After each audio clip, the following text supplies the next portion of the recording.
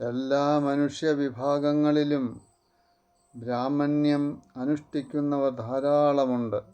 അവർക്ക് സംഘമില്ല, സംഘബലത്തിൻ്റെ ആവശ്യമില്ല.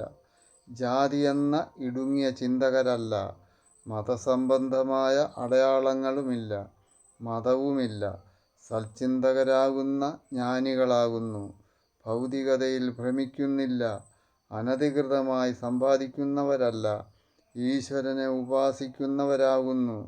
മനുഷ്യർ മാത്രമല്ല, എല്ലാ ജീവനുകളെയും തുല്യമായി സേവിക്കുന്നവരാകുന്നു. ആർഭാടമില്ല, അഹന്തയില്ല, അസൂയയില്ല, അയിത്തമില്ല, ആഗ്രഹമില്ല. അവർ ഒരു ജാതിയിലും മതത്തിലും പെടുന്നില്ല. ബ്രാഹ്മണ ജാതിയെന്നും ബ്രാഹ്മണ മതമെന്നും പറയുന്നത് അതിക്രൂരമായ കാപട്യമാകുന്നു.